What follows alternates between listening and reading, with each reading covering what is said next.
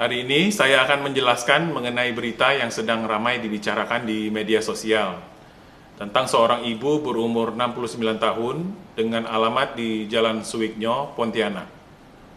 Ibu ini sudah meninggal dunia pada tanggal 21 Maret tahun 2020 di Rumah Sakit Sudarso, Pontianak.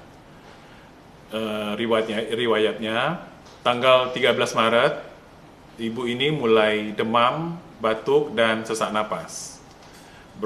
Pergi berobat, kemudian pada tanggal 20 Maret tidak ada perubahan, sehingga ibu ini dirawat di Rumah Sakit Dr. Sudarso di Pontianak dan masuk dalam kriteria pasien dalam pengawasan. Dinas Kesehatan melakukan pengambilan sampel spesimen nasofaring terhadap almarhumah, kemudian dikirim ke Jakarta. Pada tanggal 21 Maret, almarhumah meninggal dunia. Karena hasil laboratorium belum keluar, keluarga bersikeras atau memaksa untuk memandikan almarhum di rumah. Permintaan disetujui dengan syarat bahwa memandikan jenazah di bawah supervisi dari Rumah Sakit Dr. Sudarso dan harus memakai APD lengkap serta menggunakan cairan pembunuh virus yaitu klorin. Jenazah dibungkus plastik dari rumah sakit, kemudian dibawa ke rumah almarhum untuk dimandikan. Ada 2 orang anak almarhumah yang ikut memandikan dengan 1 orang petugas fardu kifayah. Ketiga orang ini memakai APD lengkap dengan memandikan menggunakan cairan klorin, yaitu cairan pembunuh virus.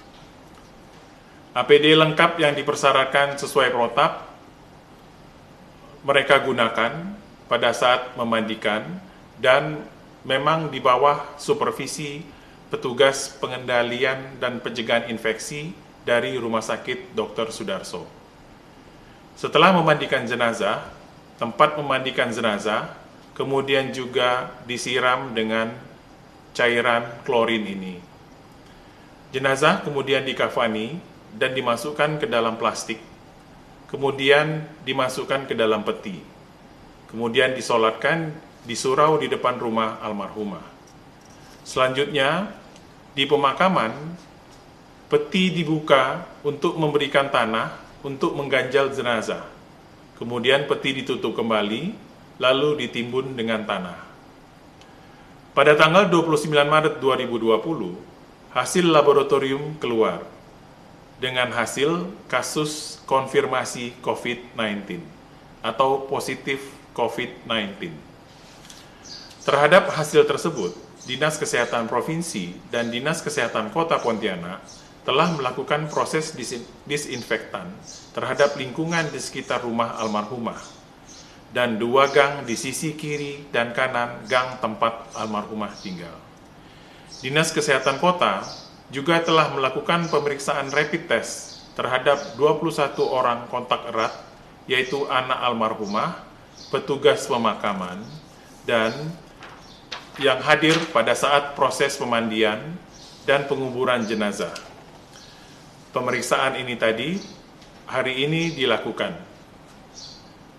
Hasil terhadap pemeriksaan rapid test 21 orang kontak erat ini dinyatakan negatif. Jadi 21 orang kontak erat ini hasil pemeriksaan rapid testnya negatif. Namun, Dinas Kesehatan Provinsi dan Kota tetap akan melakukan pemeriksaan kembali setelah 7 hari pemeriksaan yang pertama. Dinas Kesehatan Kota dan Provinsi terus melacak siapa saja yang kontak erat dengan almarhumah, baik pada saat proses pemandian dan pemakaman jenazah, maupun yang kontak dengan almarhumah selama 14 hari sebelum almarhumah sakit. Jadi almarhumah sakit 13 Maret 2010. 14 hari sebelumnya itu di sekitar tanggal 29 Februari dan 1 Maret.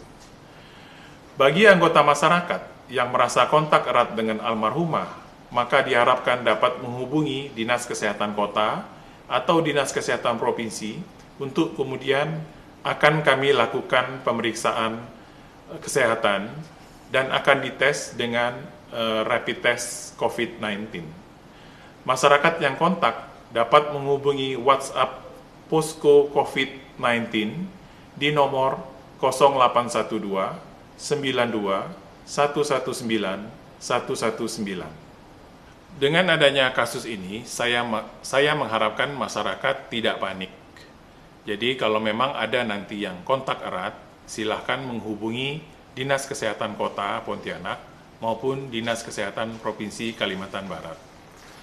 Diharapkan masyarakat tetap tinggal di rumah, tidak melakukan aktivitas di luar rumah, kecuali untuk hal-hal yang sangat penting.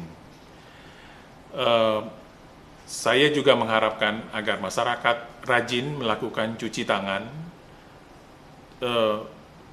makan makanan yang bergizi, diet seimbang, banyak makan buah dan sayur, istirahat yang cukup, olahraga yang cukup di halaman rumah.